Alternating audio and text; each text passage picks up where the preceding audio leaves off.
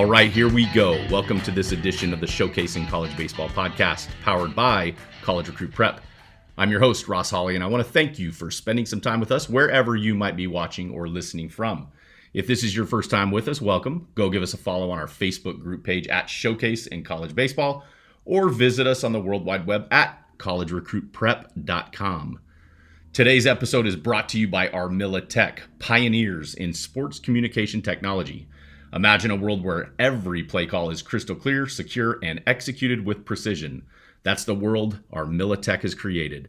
Trusted by top coaches across North America, Armilla Tech's innovative electronic play calling system is transforming how football, baseball, and softball games are being played one play at a time. Visit armillatech.com for more information. Our guest on today's episode is a Texas boy through and through. And in my opinion, this dude is the epitome of what baseball is all about in the Lone Star State. He was born and raised in Texas. He played his high school career in Texas, his college career in Texas, and since 2001, he's been coaching college baseball in the state of Texas. He won a national championship at his previous spot, Grayson, and in his first season last year as the head baseball coach at Blinn College, he led the Buccaneers to their first NJCAA Junior College World Series since 2014. He is Texas. He is baseball, and he is Dusty Hart. Here's my conversation with the head baseball coach of Blinn College, Dusty Hart. All right. Well, lucky enough to be talking with Coach Hart this morning. Coach Hart, welcome to the podcast, man. How are you doing? I'm doing good, man. I appreciate you having me on. Yeah, heck yeah. We were talking a little bit early, and I've got some questions I want to ask you, but personally, I kind of wanted to know right out of the gate. You spent 16 years at Grayson. Awesome. Everybody knows Grayson. You go down to Blinn. Blinn is known as an absolute national power. But the thing that I wanted to know was, talk to me a little bit about the difference between North Texas and South Texas. Well, I think the weather's the first foremost thing. North Texas tends to get a little chilly, especially in February and January, and early inter squads are always kind of hit or miss. And so, the weather down here is just pretty much phenomenal. The wind never really blows, and it's like 85 degrees almost every day. And I'm not even sure if people down here have even seen snow. If they have, it's like one time in their entire life. So it's a little more conducive for baseball practice. That's for sure. Yeah. You know what though, man, you got to worry about those hurricanes down there. That's always a little bit scary to me. Yeah, I've been very lucky so far. We didn't have any of that last fall or this fall. So kind of knock on wood that keep skipping that. I don't think we'll have to be jumping any tornadoes like we were in North Texas. Yeah, that's a fact. That I hope that's the truth. Well, hey man, you guys are off to a nice start. You're 3-1 on the season. I know we're heading down. I think you told me you're leaving this afternoon for the weekend.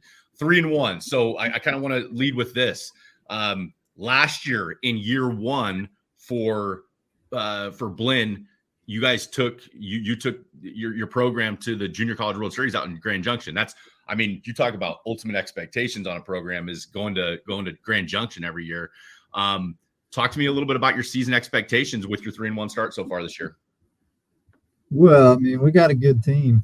I know we didn't lose a whole lot from last year. We lost basically 3 starters and really one pitcher that threw quite a bit for us, but almost everybody else is back. So it just presents a little different challenges. I think this year the target's on our back a little bit, and everybody kind of wants to knock you off the pedestal, so to speak. But I feel like we got a chance to win the national championship. We got very offensive club. We got a lot of arms.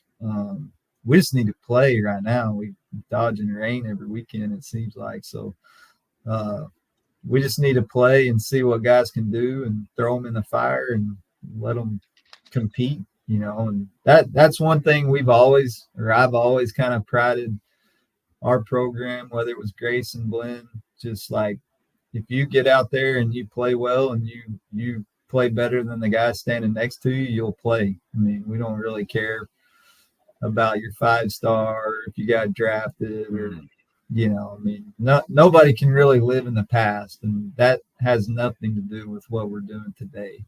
So we want guys that play for us to know, like, hey, you want to play good, play better than the guy standing next to you. I love it. I love it.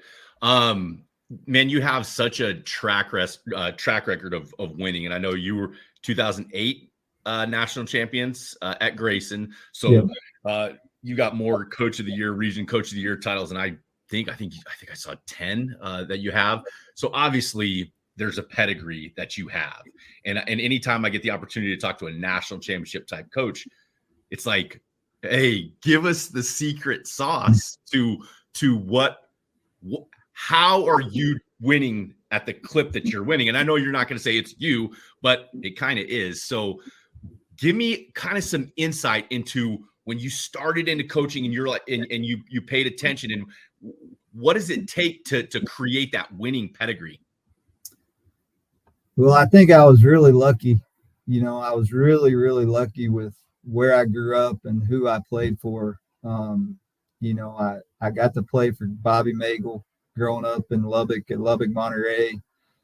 I think I lost 10 games my entire high school career.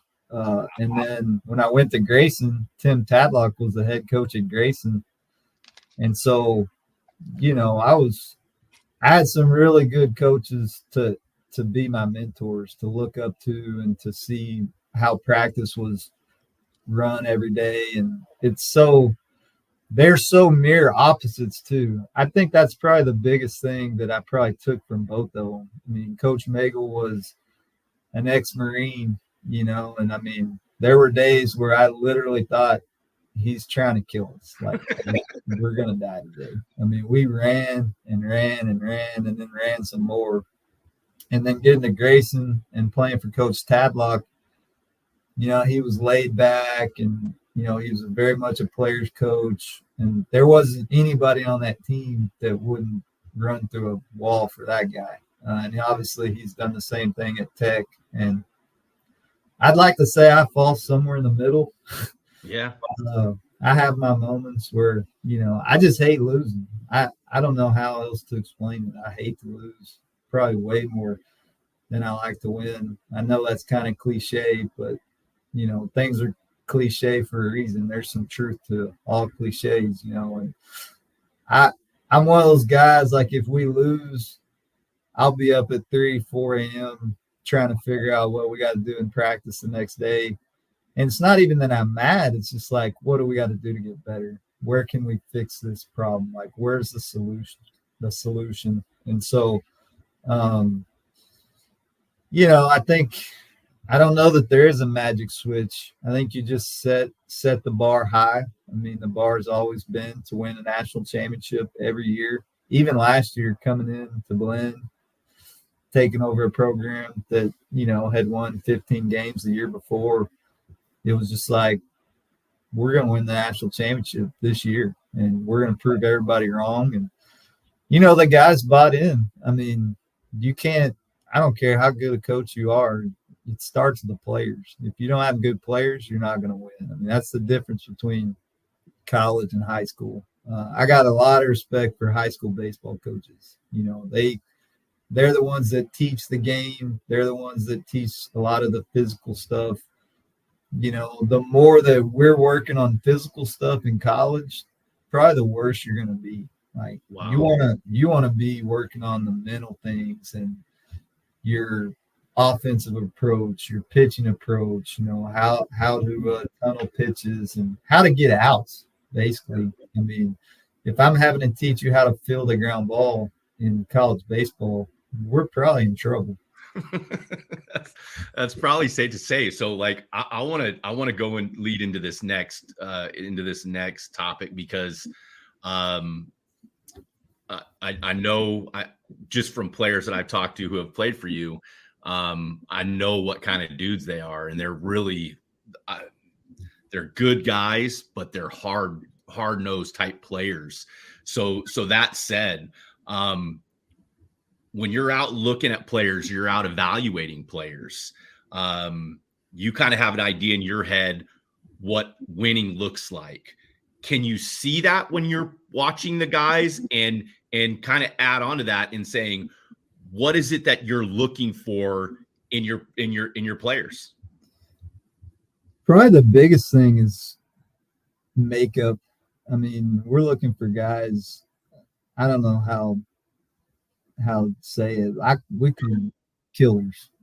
Guys that are like they're taking extra bases on every single. They have that killer instinct, I guess, is more kosher way of saying it. But balls in the dirt, they're standing on second. The next pitch, a ball in the dirt, they're standing on third. They hit a pop up in the infield and they're dead sprint to second base. Pitchers, just I could care less about velocity. I mean, velocity to me just allows you to get away with mistakes. We want guys that can change speeds. We want guys that can add and subtract.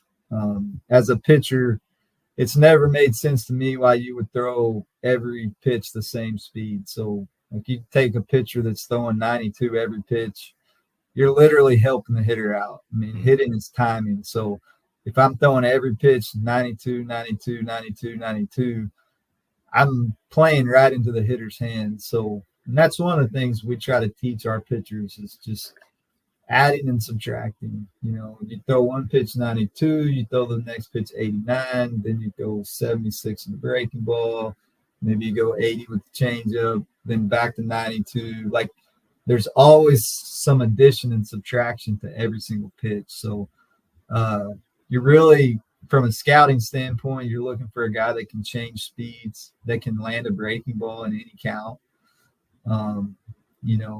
There's a lot to be said for a guy that can throw an 0-0 breaking ball or an 0-0 changeup. Those guys are going to have success in junior college baseball. I mean, it really doesn't matter how hard they throw. Braden Carmichael is a perfect example of that. He played for me for 2 years at Grayson and then went to OU and ended up being a weekend starter for him. And he's those 84 miles an hour left-handed, and so he was probably the best I've ever had as far as adding and subtracting. Wow. He could just really, really, and he had that knack for, it's like he knew they were going to swing. And every time they throw a changeup, he'd throw in the dirt. And then if they weren't going to swing, he'd throw it for a strike. He just had that. It's almost like a sixth sense. And I don't know if you can teach that, honestly. I mean, I'd love to figure out how to teach that. Heck yeah. You can let me know. I'd like to have it too. Man, I like hearing that. Something you said about, man, that's just like I can visualize it. I pop a ball up on the infield and I'm sprinting. And I don't know if that's something you coach or if that's something that's just in a kid. So on the opposite side of that, are there like red flags you pay attention to? So if you're out looking at guys or you're evaluating guys or you're listening about guys, are you paying attention to what they're not doing? I mean, and also say this, do they always say they recruit you from the time you get off the bus to the time you get on the bus. Can you kind of explain some of those concepts of how you add that into the evaluation process? Yeah, I mean, the biggest red flag for us is just bad body language, bad teammates. Nobody wants to really deal with parents that are screaming and yelling and doing all that stuff from the stands. But negative energy to me, I mean, is like the worst thing you could possibly have. Like, it just affects everybody in standing around you, and baseball's really hard.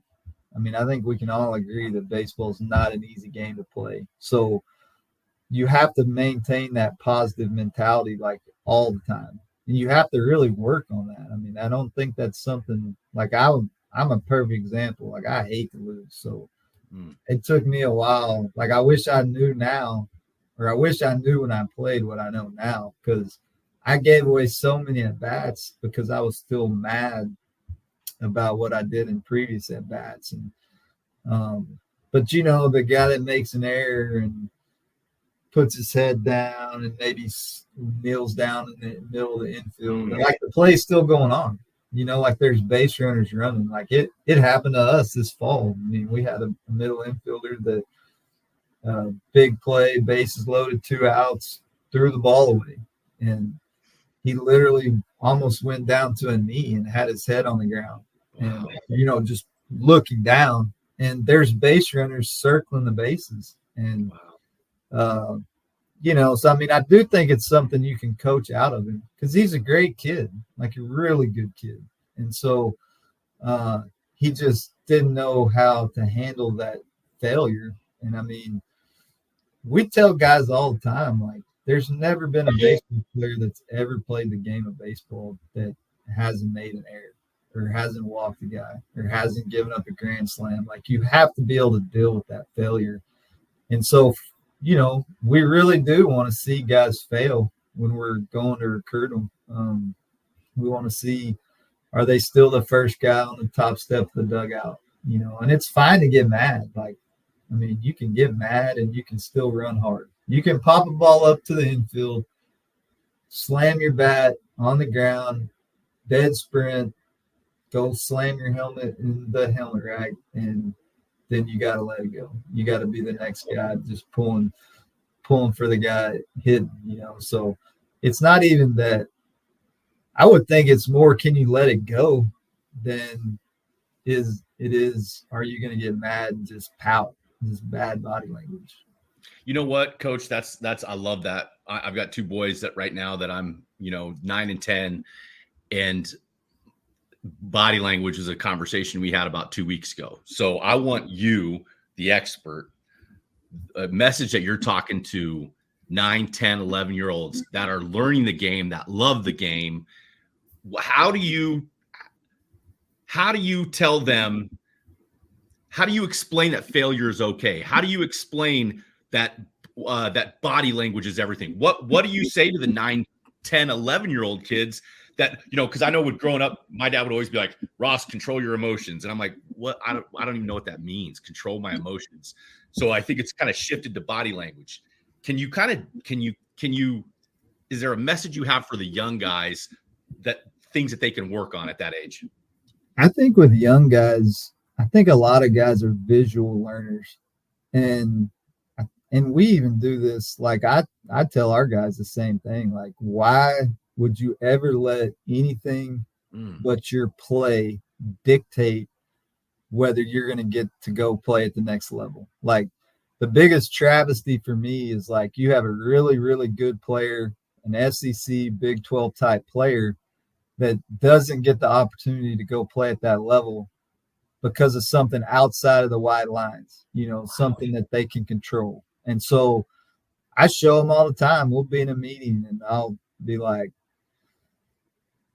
you guys tell me if this looks good. And, I'll throw my head down and I'll slump around and I'll, kind of kick the dirt, or I'll throw my fungo down on the ground, and they'll be like, I'm like, does that look good to you guys? I'm like, yeah, it's a bad look, really bad look.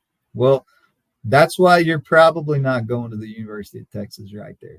Like, nobody, you can hit 5 jacks in 4 games, and they see some stuff like that. And who's going to want that on national television? Like LSU playing Texas and Omaha. Like, you think Coach Pierce going to want somebody that's going to embarrass the entire University of Texas on national TV in Omaha?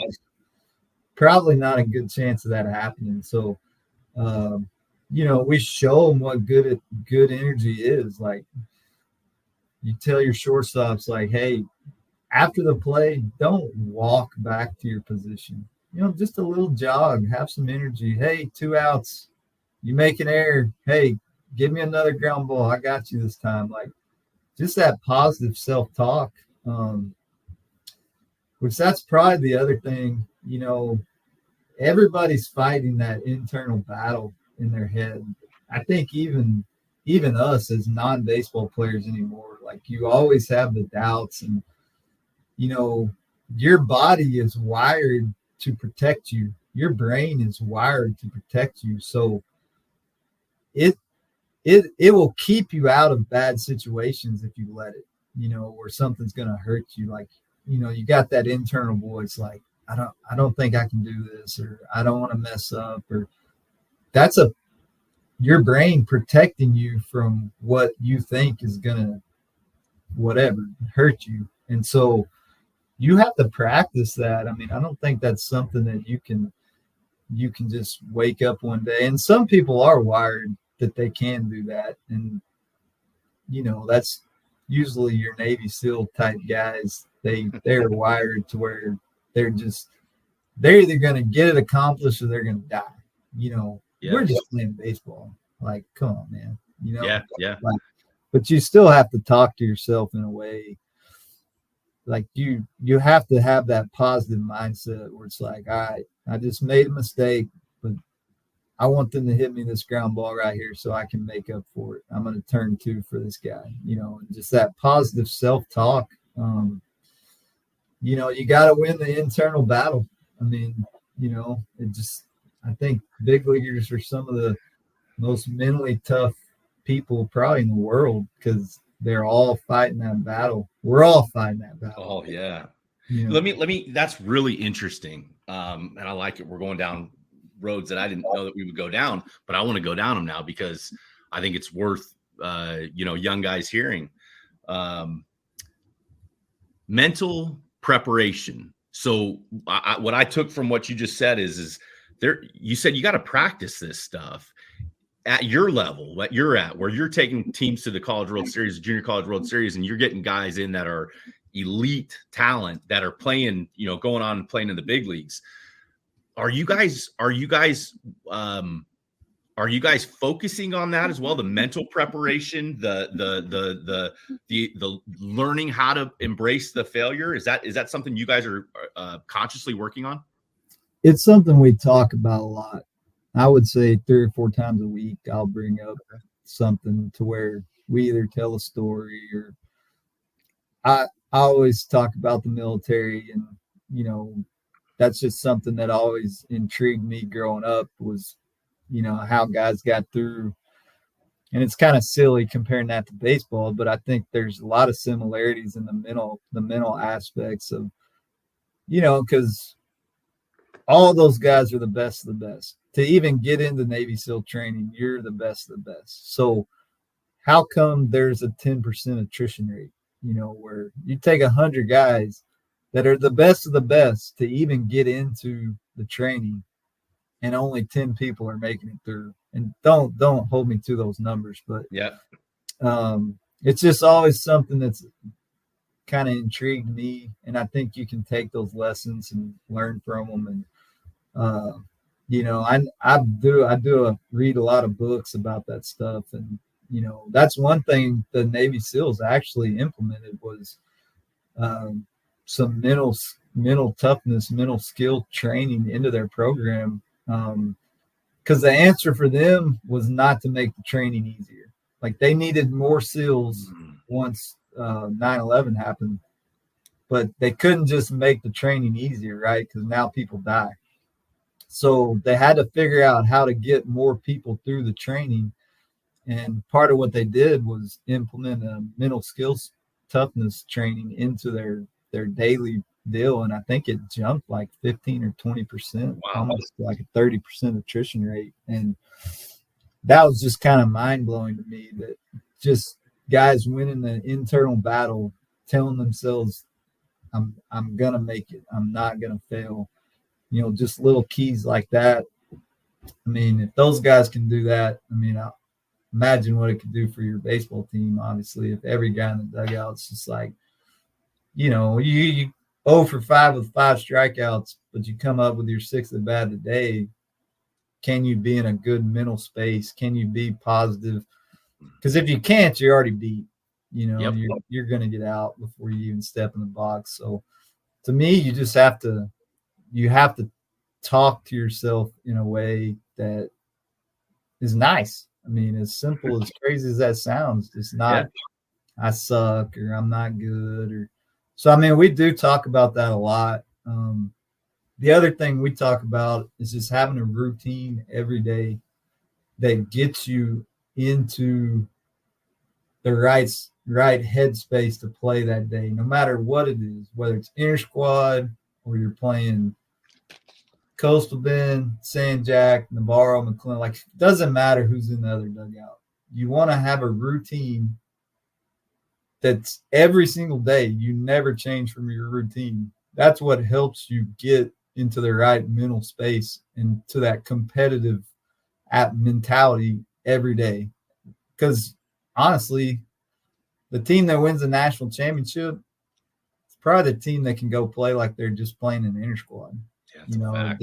They don't press. They don't try to do too much. They let the game happen. They're relaxed. So if you work on that every day, like we're going to inter squad today before we get on the bus for Tyler. I mean, can you go attack today the same way you're going to attack tomorrow when we play Tyler and McLennan? Or are you going to go through the motions today and then try to flip the magic switch on?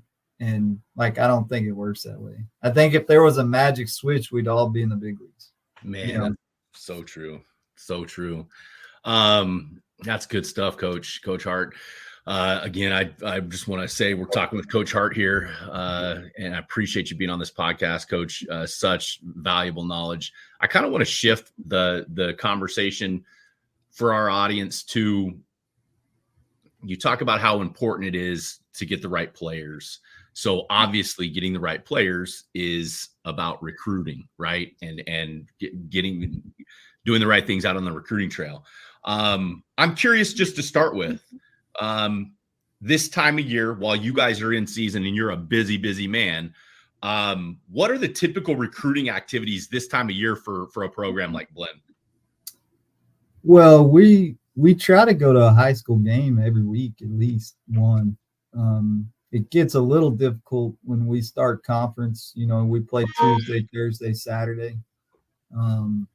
So we're usually at a high school game every Friday because, high schools usually play Tuesdays and Fridays. The tournaments are good. We're very lucky where we're located because I can run over to Fireman's Park every Friday and they're going to be playing Tomball or Tomball Memorial, or, there's a pretty good game going on in Brenham pretty much every Tuesday and Friday. And we'll go to Houston, we'll go to Austin. We're very, fortunate where we're located because we're so close to College Station, Austin, and Houston. So that's something that never really stops. We're constantly looking for 24s, 25s. We haven't really, I personally don't get into the whole 26, 27s, all that stuff. We've never gotten going that early. Just my son's a 26 at Sherman, and we're lucky if he has both shoes tied at the game. I'm like going, God, how? So I mean, and some 26s are more mature. I mean, the maturing process is different for every single guy. I mean, A lot of the really high prospects at that age are guys that are just more physically mature than everybody else. I've got multiple stories of guys Tanner Reed's a perfect example. He's a kid that we've got right now that's signed with LSU that was a first-team All-American, and we redshirted him as a freshman. He was from Bonham, Texas, really small town. You could tell he had some hit tool, like he could rake, but the game was a little fast for him defensively. And we redshirted him in junior college for a year.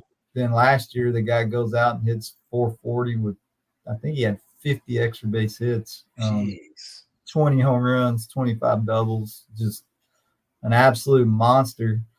And now he's, by most publications, is ranked the number one prospect in the country. And you're talking about a kid that he was a nobody in high school. you know. It's crazy, man. I didn't know that about him. Wow. Yeah, I mean, he just, and we were really sophomore dominant his freshman year, so it allowed us to redshirt him, and it allowed us to let him have that time to develop. And you know, he just got bigger and stronger, and a lot of it you attribute to him, you know, because he took it the right way. He didn't get sour grapes because we redshirted him. He wasn't mad, you know. He worked. He kept working hard, and that's also something we tell our players. Like, it's okay for you to disagree with us.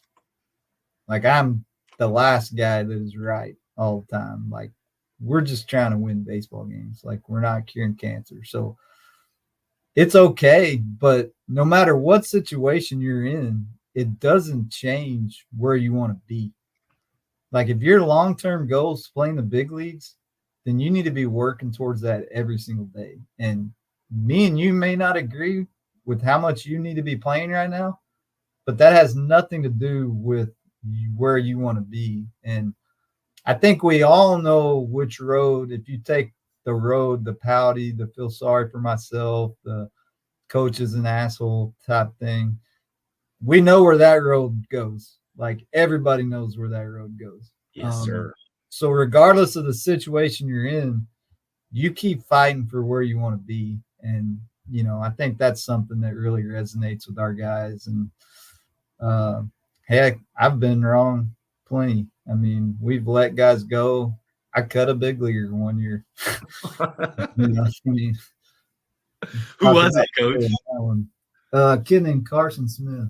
Well, hey. He pitched for me as a freshman, and it wasn't necessarily just him. We just had a team that just didn't mesh, you know, and so we kind of decided we were going to start from scratch the next year. And so we kind of told them all, like, hey, y'all need to go find somewhere else. Like, it's not healthy for you to be here. We're not winning. You're not happy. We're all going to just start from scratch. Carson ends up going to Texas State, and, you know, the rest is history. The guy pitched in the big leagues, and great kid. Man, for whatever reason, the guys were just not on the same page. They didn't like each other. You know, there was a lot of cliques on the team. Carson probably doesn't even know that, by the way. He probably thinks we just cut him, but it had nothing to do with him as an individual. It was just the group dynamic wasn't right. Wow. You know what? That is like, there's so much that you just unwrapped right there, and so many things I want to say about it, because I feel that's the beautiful thing about baseball, man. It doesn't work a set way for every single person. It doesn't work the same way, and guys mature differently. Guys react to different playing styles. And one of the things that I've always found just coaches, correct me if I'm wrong, you're coaching the game because you love the game and you love helping young men achieve their goals. Is that fair to say? Absolutely. Yeah. So that's what blows me away about recruiting sometimes, is like, they see you guys, some cool dudes, man. There's some good guys out there. And I feel like the majority of the coaches out there are pretty similar in their approach of wanting to help kids. And then when it comes to recruiting, it's like, oh my gosh, I can't ask him a question, and I can't ask for feedback, and you want to help. So that's what I'm getting from you. So tell me about that during the recruiting process. I mean, you're trying to get it right for your program, but you want to help them get it right for themselves and help them to have success. Is that pretty accurate to say? Oh yeah. I mean, I think we in junior college baseball, we see the full circle. You know, we're recruiting, our guys are recruiting.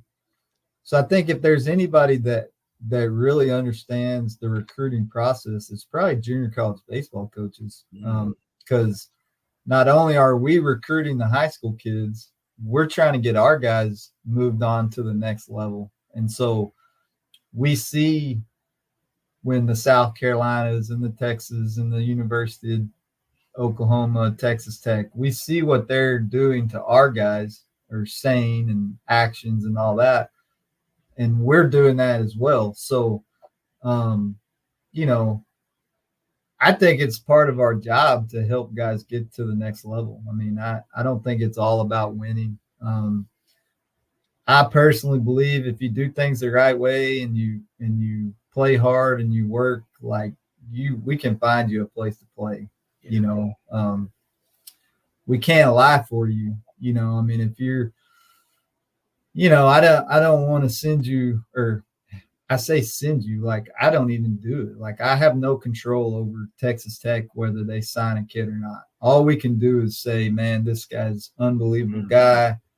We love him, all that stuff. And then they're the ones that are going to pull the trigger. So we're a small part of that. I mean, you have to perform. I mean, demonstrated performance. So,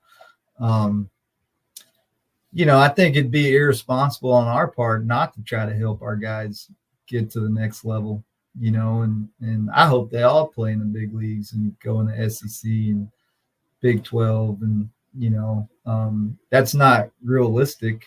Because not all guys are SEC baseball players, and that's fine. I mean, I think that's where there's a disconnect with some of the select stuff and high school kids. It's like their entire livelihood is based on if they're a good baseball player or not. And I don't think that's a good perspective. I think you have to have some other stuff going on in your life. And, you know, there's plenty of guys that we coach that are going to be good doctors and good lawyers. And like, hell, they'll make way more money than I'll ever make. I mean, like, and there's absolutely nothing wrong with that. I think you just enjoy the process while you get the opportunity to play. And if it's in the cards, it's in the cards. And if it's not, go be successful in whatever you choose to do. Man, that's great stuff, Coach. That's great stuff. Talking with Coach Hart here and Blinn College. These guys everybody knows who Blinn is. I don't even have to say anything. A couple more questions for you, Coach. And again, I really appreciate the time. I want specific advice for young men that want to get your attention, that want to play for you at Blinn. What's your advice for a guy that maybe you haven't recognized yet? Maybe they haven't got your attention. If I was Ross Ollie, I'm a senior, I'm a junior in high school, and I want to get Coach Hart's attention at Blinn because I want to play for Blinn. How do I go about doing that? I think nowadays it's pretty easy with the Twitter and with email and video. And, you know, obviously we're looking for skill set. It's very easy for us to see, and I think it's very easy for everybody to see if you edit out every pitch. Like I want to see you throw to a hitter. You know, I want to see, you know, I don't want to see every single pitch strike three and they throw the ball around the horn. Like that just tells me you're hiding something almost in a way. Like I want to see you face a couple hitters. Like, you know, don't rush the process. Like, if every clip you send is you hitting a double, like we know you don't hit a double every single at bat, right? I mean, that's if you do, maybe we need to sign you. I don't know. But yeah, I mean, I would think a full game, you know, where you can tell it's not edited. We're always looking for good players. I mean, the bottom line that, you know, we're always looking for good players. College baseball is it's in a very unique position. Like we don't even know where it's headed right now. Like everybody's old. I mean, I have a couple guys that should be seniors in college playing junior college baseball. And 5 years ago, that was a non-issue. Like that was unheard of to have a senior in college playing junior college baseball. Yeah. And, you know, I think you just have to keep fighting for your dreams. I mean, every time you get to play in front of a coach, it's an opportunity. So, you know, we do camps, we do all that stuff, but, you know, I mean, some guys come to camp and they got their shirt untucked, or we do a scrimmage and they pop a ball up and they don't run hard. And it's just like, You're looking for outliers. You have to find a way to separate yourself.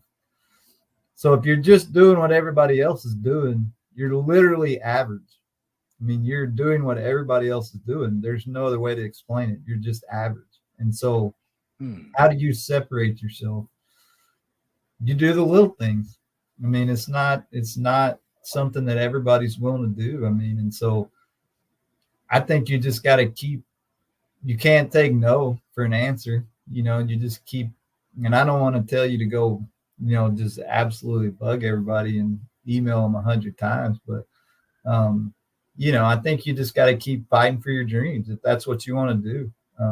So we have kind of a coach's rule, like we don't sign anybody without seeing them play. Okay.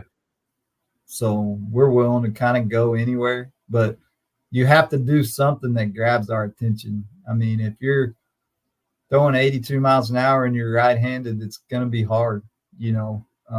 But that doesn't mean we won't run across you in a tournament and you're dicing people up, getting people out.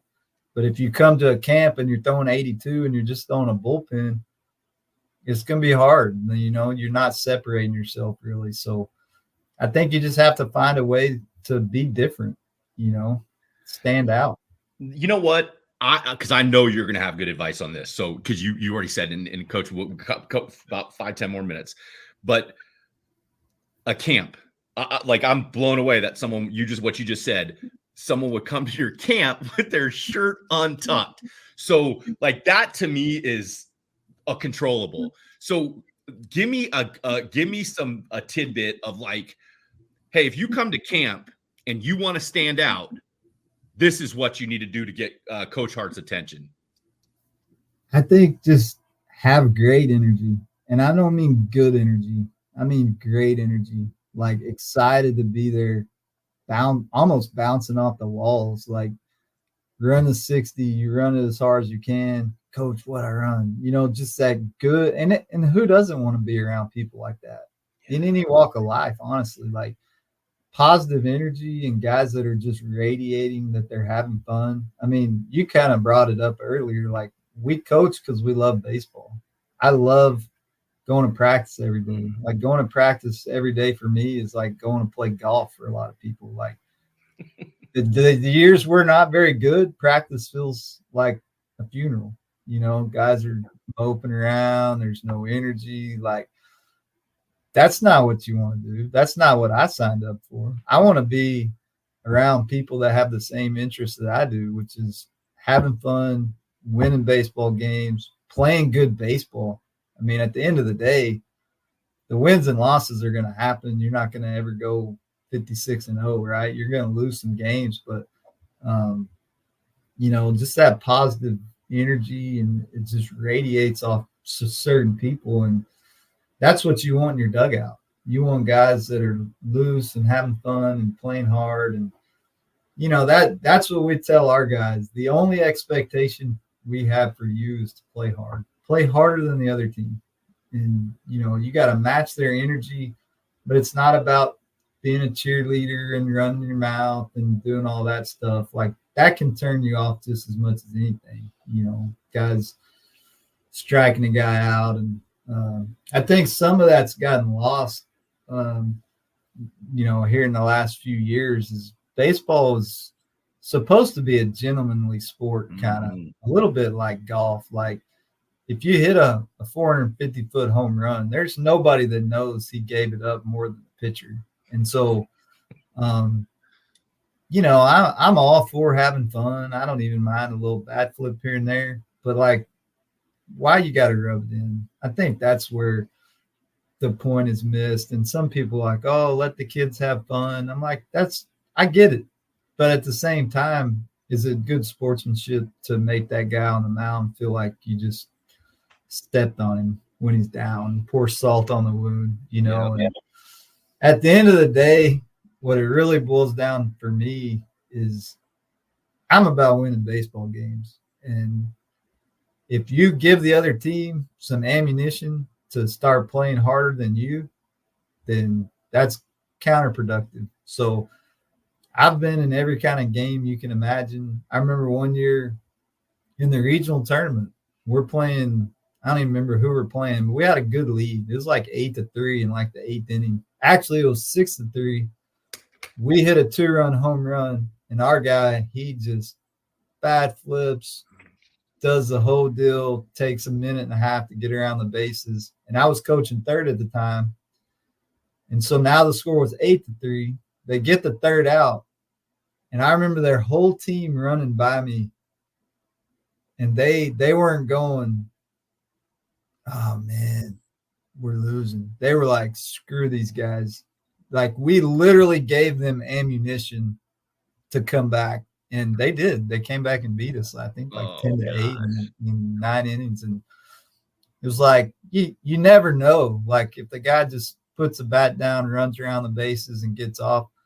Like, we didn't even give them a chance to kind of feel sorry for themselves. Like, they were just pissed. You know, they just wanted to beat us at that point. And so we literally motivated them to come back. And they got the momentum, and we couldn't stop it. And, you know, it's just one of those things. To me, why you don't kick a sleeping dog? You know, maybe he hits the 2-run home run, puts his bat down, runs around the bases. The other team, instead of running in the dugout, pissed that he flipped the bat and did all that stuff, maybe we just walked through that game. You just never know. So that's kind of what it boils down to for me. Like, hey, if anything's going to affect us in the game negatively, then I don't want to see it. Man, Coach Hart, I couldn't agree with that more, because I'm like, there's no point. If you want the attention, then you better be ready to take the negative attention too, because it's coming. You know, it's coming. I'm like, I never thought that was necessary. Last question I have for you, Coach Hart. For all the parents out there that are going to listen to this, I think after listening to this, they kind of get your demeanor, and they see how pretty free and easy you are. But what advice do you have specifically for parents of kids going through the college recruiting process? Well, I think you got to let your kids be kids. And believe it or not, I'm going through the same thing. I've got a 26 sophomore in high school that, you know, he's my son. I'm his dad. I'm kind of hoping that he has an opportunity to go play wherever. And I will tell you this, like, the biggest separator for me has always been the love of the game. I mean, stuff's going to get hard. Baseball practice can be monotonous. It can be boring. Like, it just is what it is. Like, the guys that end up making it are the guys that really, truly love to play baseball. And you can't force a kid to love the game of baseball. So I think as a parent, you have to do everything in your power to reinforce that love. Because when they get to our level, it's not necessarily a game anymore. Like, you're competing every day. Guys, the way they inter squad today will determine some guys getting to play tomorrow.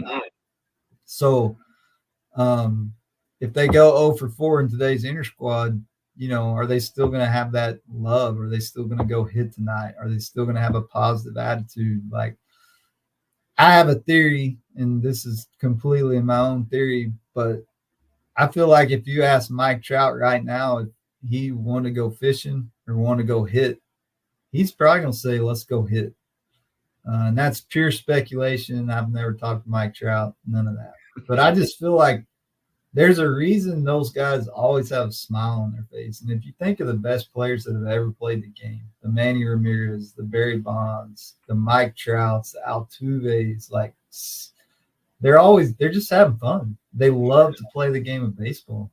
And I think as a parent, you have to do everything you can to foster that mentality, especially when they're younger. And I mean, if you're yelling at them and getting pissed at them because they make errors, like, once again, who's ever played the game of baseball that hadn't made an error? I mean, it's the only major sport that errors are on the scoreboard. They don't put interceptions right next to the score in the NFL. So, I mean, it's literally a part of the game. So I think as a parent, you just Like I don't really coach Dalton, my son, very much. Like I literally just, hey man, did you have fun? And he's pissed. He's a lot like me, unfortunately, from that standpoint. He doesn't like to play bad. But I just try to say, man, it happens, dude. You know, what makes you a good player is can you come back tomorrow and play good? And if you have a negative mentality, if you're pouting, if you're feeling sorry for yourself, you're not going to play good. You're just not going to play good. And tomorrow has absolutely nothing to do with today. Nothing. Your fourth at bat has nothing to do with your first at bat unless you allow it to. Yeah. You know, and so from a parent standpoint, I think you just have to do everything you can to try to help them fall in love with the game of baseball. And, you know, they may not. And there's nothing wrong with that. I mean, I think that's probably the biggest thing. Like, not everybody's going to play in the big leagues. I mean, if there's anybody that wanted to play in the big leagues, I promise you it was me. Like, that was my goal. And it didn't happen. And life still turned out all right. And I got a great wife and great family. And, yeah, I mean, it's just not – I don't think you can define yourself as a baseball player. I think that's probably the worst thing you can do. Man. Coach Hart, just knowledge, man. And I sit here and I listen to you today, and I mean, we've been talking for about 45 minutes, and it's obvious to me why the guys love playing for you, why you guys win where you go, because it's just steady as we go out and do your job, enjoy the game. And that's life, right? I cannot thank you enough for taking the time to talk with us today. Is there any parting words you have for the audience before we end this? No, I mean, I think if anything, maybe go watch some junior college baseball games and go watch some Division III and Division II. And obviously everybody sees the D1 guys play, but you know, I think that would be my biggest advice. You know, everybody thinks, oh, I'll just go JUCO. And, you know, I don't think that's the case. I mean, and it's always been that way. It's what's crazy is everybody's saying, well, junior college is way better. And no, junior college has always been good. It just, there was no Twitter and there was no social media. And, you know, back in the day, junior college guys were really hungry. I mean, nobody's going to play baseball at some of those schools because they want to be in a fraternity. They're going because they love to play baseball. And so some of those schools that you think, oh, well, I can just walk into and play, it's almost the opposite. Like, no, nobody wants to live in Podunk, Texas, unless they love baseball and they want to play. So you're kidding yourself if you think you're going to show up and just, like we deal with that because, you know, we'll play teams that our guys, you know, think they're whatever because they're in a small town with one red light. And it's like, no, dude, some of you guys would probably quit baseball before you even thought about going to play at that school. And so, you know, I think going out and seeing the level of baseball and being honest with yourself on where you can and can't play. And that doesn't mean you can't play there. You might just not be ready yet. You know, it might be a year or two, like Tanner Reeves. You know, he wasn't ready as a freshman to play for me. And he might have been, and hell, I might have screwed up. Maybe we should have played him. You know, if I'd have known he was going to hit 440 with 20 jacks, I probably would have played him. But it worked out. It worked out well for him. It did. Well, hey, Coach Hart, and I want to say thank you for joining us on the podcast. And I wish you the best of luck this weekend, this season, and we'll be watching you guys in Grand Junction, hopefully here in June. Okay. All right, man. Appreciate you having me. All right. Thanks, Coach Hart. Again, I want to thank Coach Hart for taking some time to talk with us today. Go give him a follow on X at Dusty Hart, and be sure to go follow his Blinn College baseball team on X at Blinn Baseball. I'm your host, Ross Hawley, and on behalf of Showcase in College Baseball, I want to thank you for listening. Be sure to follow the Showcase in College Baseball group page on Facebook or visit us at collegerecruitprep.com for more of our podcast and content. We will see you later.